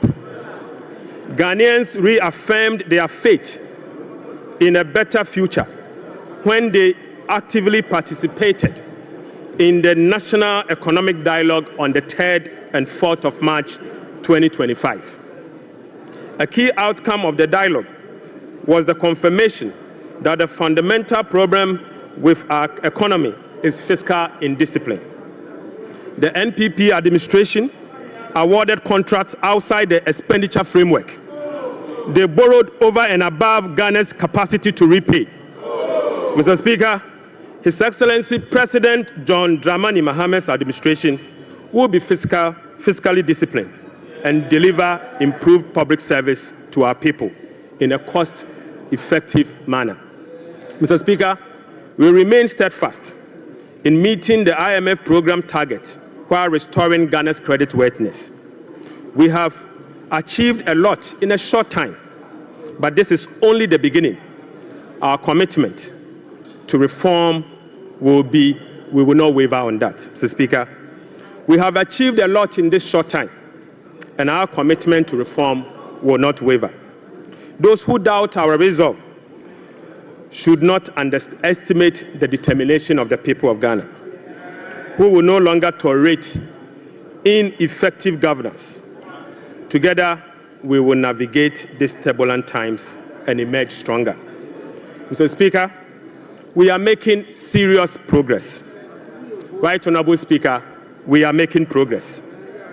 We committed to running a lean, efficient government of 60 ministers. Mr. Speaker, we have delivered. Mr. Speaker, we committed to scrapping the e-levy. We have delivered. Mr. Speaker, we committed to scrapping the Burton tax. We have delivered. Right Honorable Speaker, we committed to eliminate academic fee for first-year public tertiary students. We have delivered. Mr. Speaker, we committed to providing free tertiary education for all people with disability. We have delivered. Mr. Speaker, we committed to providing dedicated source of funding for free secondary education. We have delivered. Mr. Speaker, we committed to distributing sanitary pads to our schoolgirls. We have delivered. Mr. Speaker, we committed to uncap get fund. We have delivered. Mr. Speaker, we committed to uncap the national health insurance. We have delivered.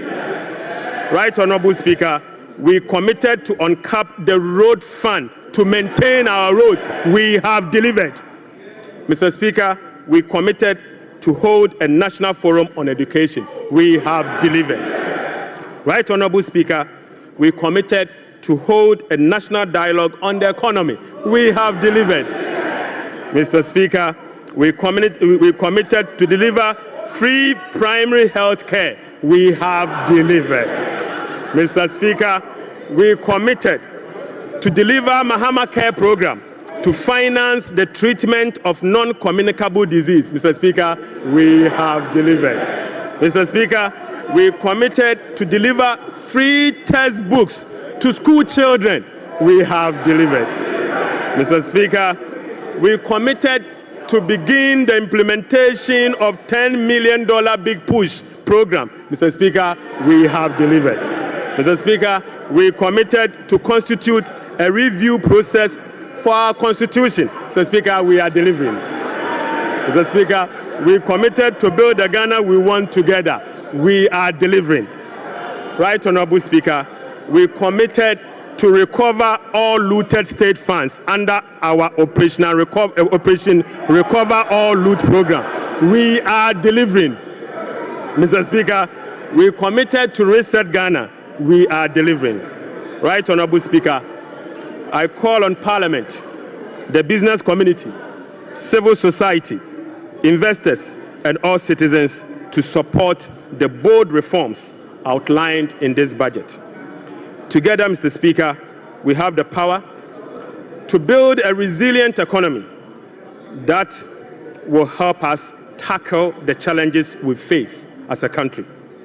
This budget is a foundation upon which we will build a more resilient and equitable society. Mr. Speaker, this budget is not just about numbers. It is about a blueprint for growth, stability, and opportunity.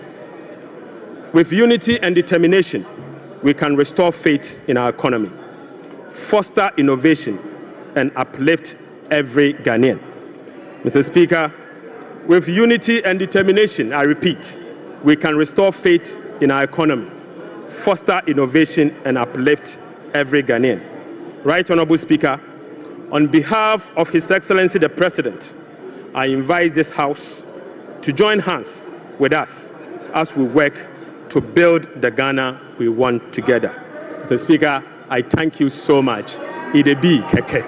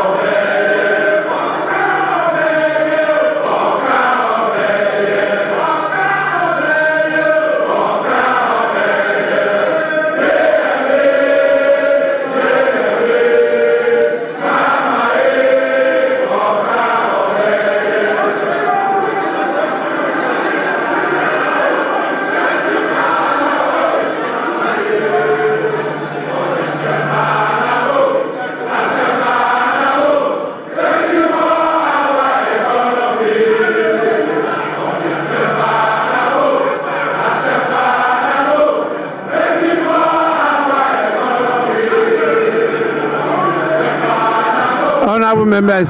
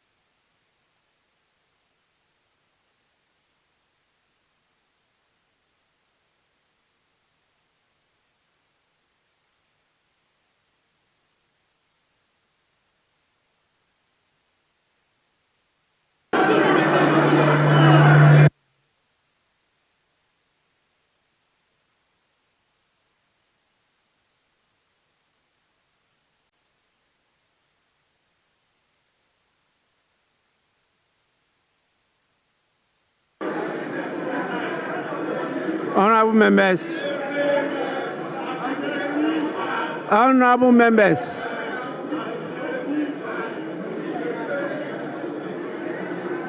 Honorable members.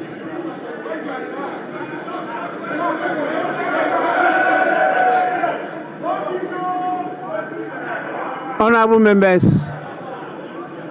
the Minister for Finance has taken 1 hour 40 minutes to make the statement. And I believe by our standing orders, the statement time is ended. We now move on to the commencement of public business. Item 8, presentation of papers. The following papers to be presented. Presentation of papers. The following papers to be presented. 8A by the Minister for Finance. Annual report on the petroleum fund for the 2024 fiscal year. Honorable members, this refers to 8A Roman 1, and this has been presented and is referred to the Finance Committee for consideration and report to the House. We now move on to 8A Roman 2. Annual report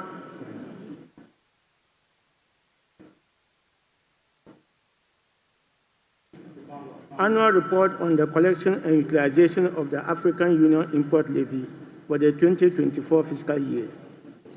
Honorable members, this report is also duly laid and is referred to the Finance Committee for consideration and report to the House. I would now want to hear from the leaders. I saw the minority leader give an indication that he may want to have a word. Yes.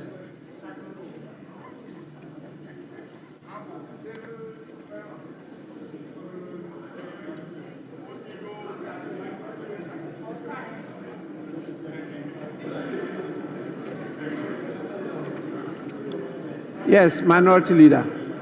Mr. Speaker, this afternoon we have been presented with part 2 of the lamentation series.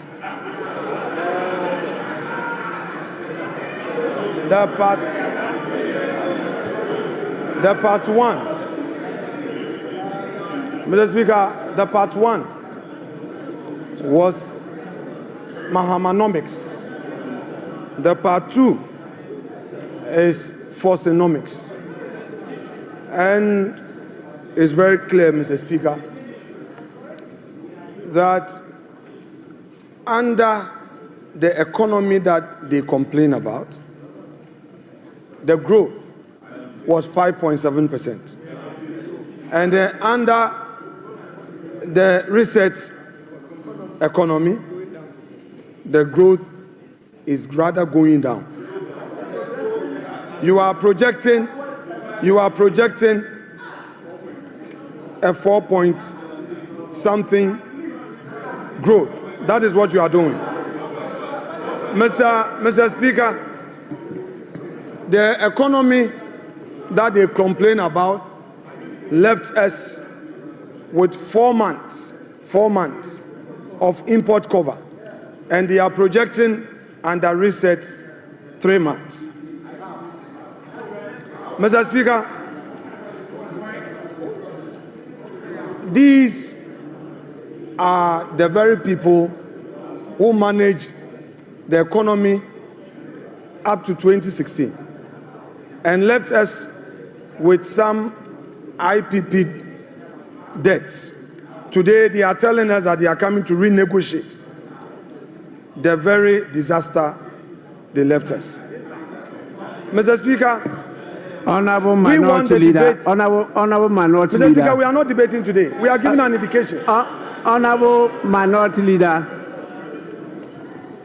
please be guided by Order 91. Mr. Speaker, exactly so. Very, very guided by that. Mr. Speaker, I may read Order 91. Your statement was that you are not debating today. Oh, Mr. Speaker, we are not making comment on it. We are not going to make comment today. 91, Mr. Speaker, when he makes a statement, we are supposed to comment on it. Yes. Yes, so I'm saying that we are not going to engineer the comment today. Because, well, Mr. Speaker, they are not ready. We are ready, but we think they are not ready. Minority so I'm Leader. only going to give an indication. Mr. Speaker, let the Minority Leader enjoy his bona fides for this minute. Just relax, Mr. Speaker. I only want to draw your attention to the fact that you can only make comments. Very well. And the comments, not more than 5 minutes. Mr. Speaker, in commenting on this statement by the Finance Minister, it is clear to all of us in this chamber that today they decided to populate this chamber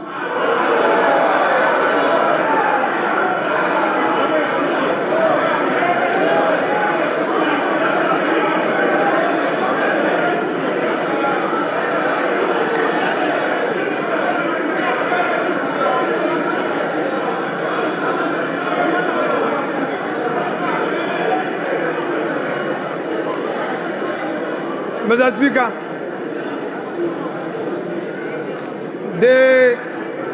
populated this chamber with their members only to come Honorable Minority and Leader. Sing. Yeah, Mr. Speaker.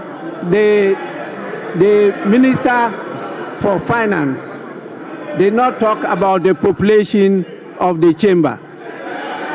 So that is not part of the statement of the minister. Please. Mr. Speaker, I noticed that when the finance minister came to present his statement, for the first time after the inauguration, the swearing in, the majority side was heavily populated. Mr. Speaker, that notwithstanding, Mr. Speaker, we have witnessed what we can best describe as an Azan budget. Mr. Speaker, they are on much talked about for 24-hour economy. The president came here, they said it was not ready. The finance minister comes here, and again, the 24-hour economy policy is not included in his budget statement. Mr. Speaker, Mr. Speaker,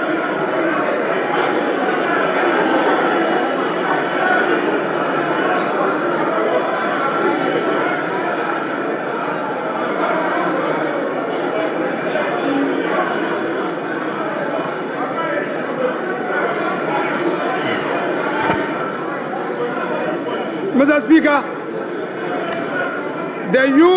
the youth of this country have been waiting for this 24-hour economy policy. The minister tells us the policy will be brought later. Hey, Ato, the policy will be brought later. Mr. Speaker, it is clear that all the jobs they promised the youth of this country was merely an Azan promise. Mr. Speaker, there is no inspiration from this budget. There is no hope in this budget. The repetition of the social intervention programs, Mr. Speaker, and then the minister complained that some contracts at the road sector had no commencement certificate. Go to the Chain Homes Road. There is a road construction on the Chain Homes. There is a new road being constructed to the 10 rooms with a new runabout. There is no commencement. We did a search. There is no commencement. There is no PP approval. You are doing, Mr. Speaker, you have started construction only at the Chain Homes. Honorable Minority Leader. Honorable Minority Leader. Honorable Minority Leader, please, comments. I have given you a privilege. Don't abuse it. Mr. Speaker, I shall conclude my comment by saying that whereas the Minister of Finance told us that there will be heavy sanctions against all those who go contrary to the PFM Act. Under his own administration, the Chain Homes Road is being constructed now. A new runabout is being constructed. Meanwhile, there is no commencement certificate. Meanwhile, there is no PP approval. Mr. Speaker, the sanctions must start with his own ministers. Mr. Speaker, we are ready for our comments. We know they are not ready, but if the minister is going to stay, Mr. Speaker, let us start the comments on this budget statement here and now, because this Azan budget, we cannot allow it to get onto the shelves for Ghanaians to think that there is any hope. Mr. Speaker, there is going to be comment to expose them. Thank you very much.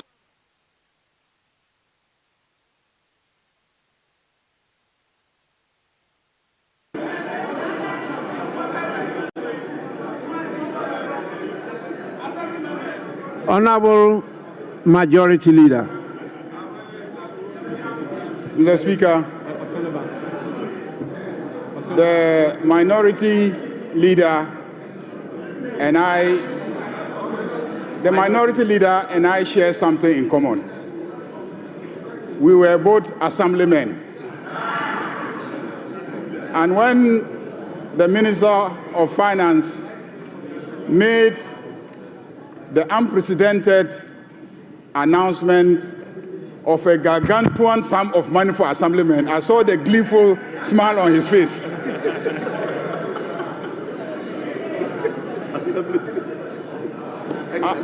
Unfortunately, it will not apply to ex-assemblymen. Mr. Speaker, this clearly is a budget of a government and a party that keeps its promises. Almost every promise that was made by John Dramani Mahama is being fulfilled in less than 120 days. This budget is a budget for Makola women. This budget is a budget for assemblymen. This budget is a budget for girls. This budget, sanitary pads, students, girls, students, sanitary pads, there's sanitary pads. Mr. Speaker, Mr. Speaker,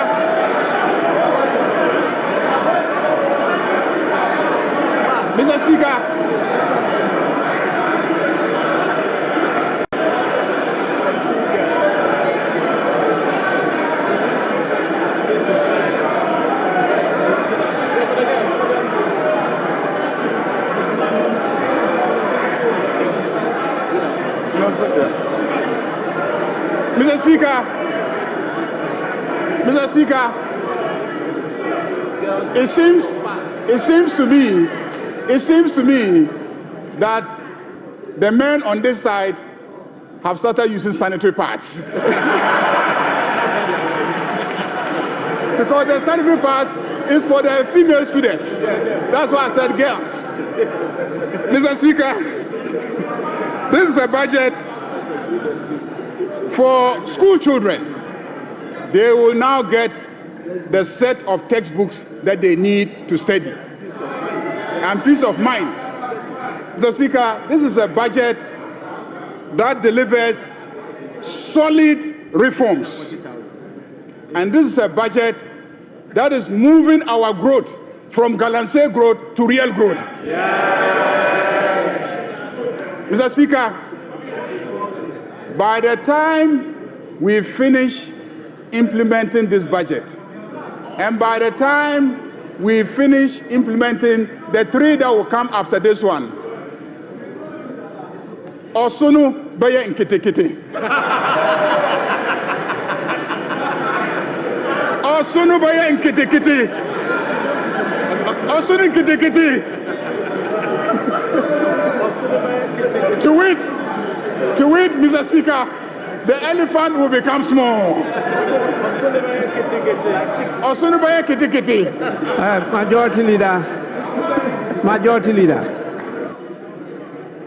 Majority Leader, the Minister for Finance did not talk about Osunu. So, Osunu is not part of the statement. Please. Speaker Osunu.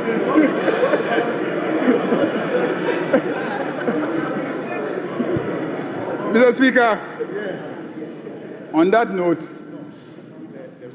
I want to assure my friend, the Minority Leader, that the road at Chain Homes that is being done is not a new project. It's not a new project. So don't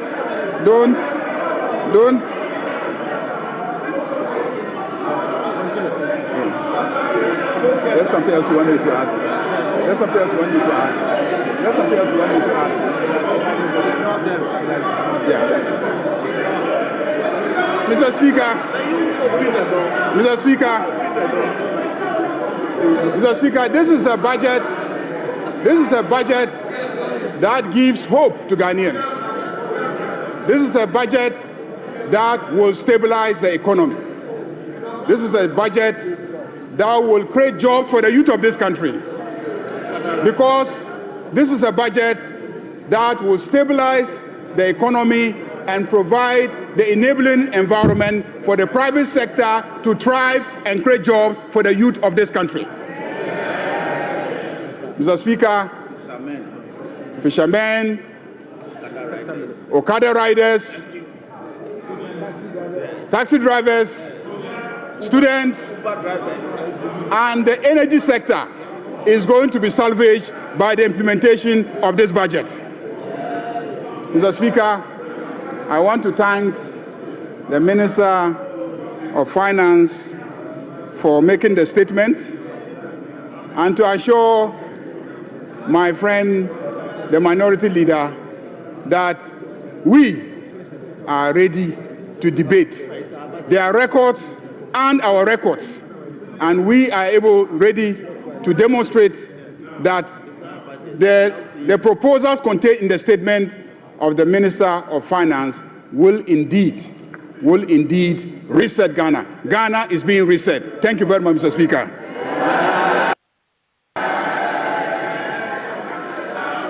Honorable members, as I stated earlier on, this statement is not to be debated. You are to make comments on the statement. And to guide you, we are going to provide a few things for members because it's a transition. We used to debate budgets by making it a motion.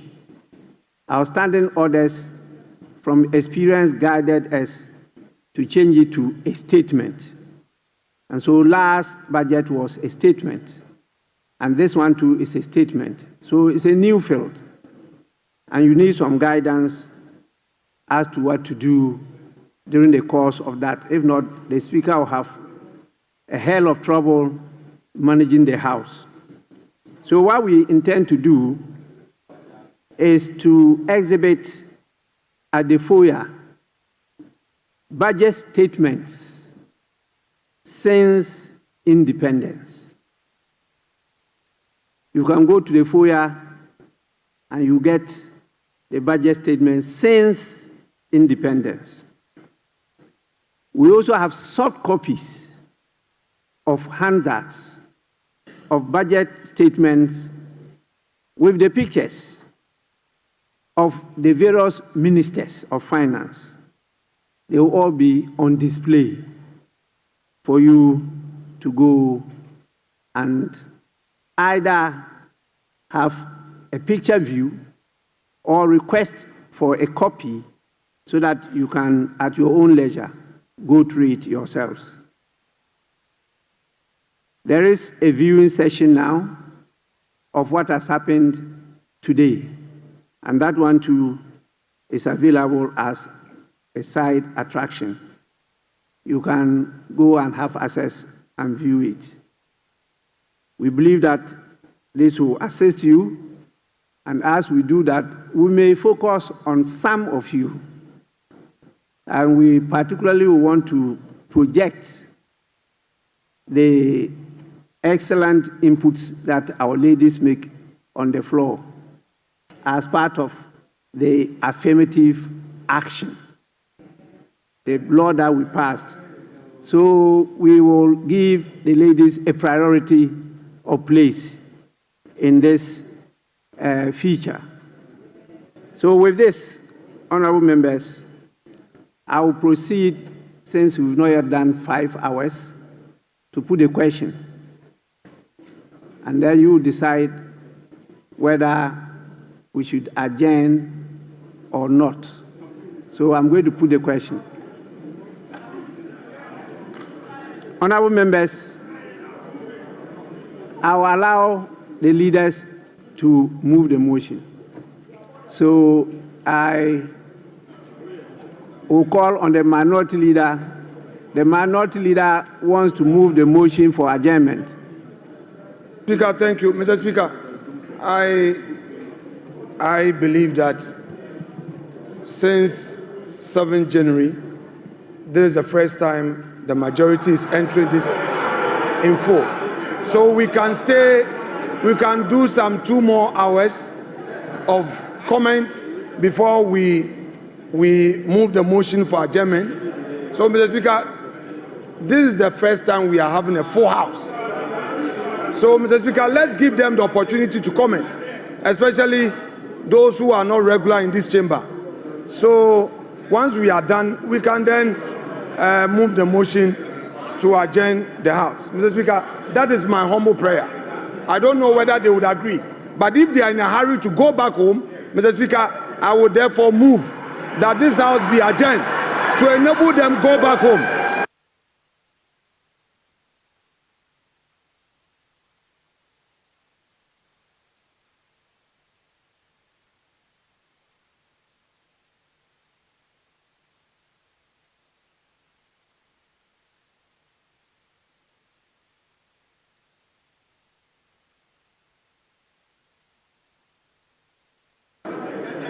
Yes, Majority Leader. Mr. Speaker, what the Minority Leader says is a reflection of the constitution of this side. It's testimony to the fact that when they are needed, they will be here.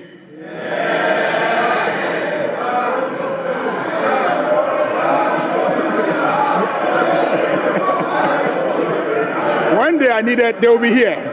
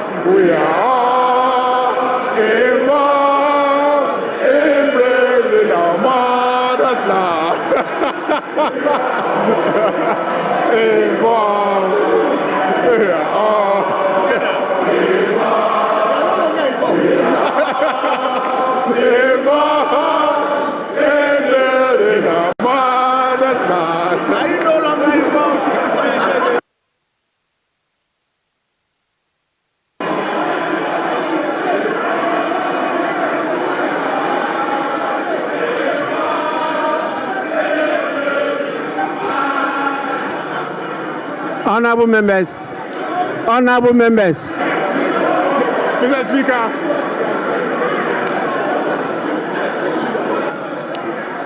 honorable members,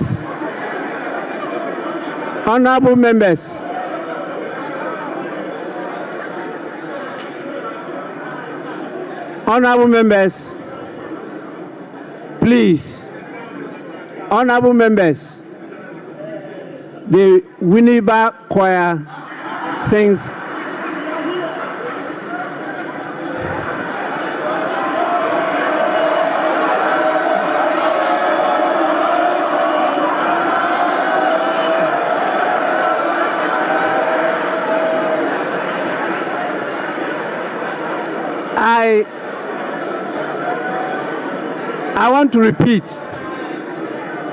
I want to repeat it. I'm sure you didn't hear what I was trying to say. The Winneba Choir sings better than you all. Majority Leader, you may now go on. Mr. Speaker, it is obvious that the minority have withdrawn from participating in the involvement in the development of this country. They started it and then they got the response.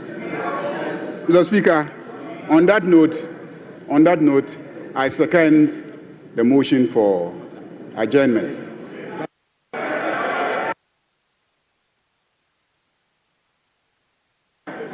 Honorable members, those in favor of the motion for adjournment, say aye. Those against the motion for adjournment, say no.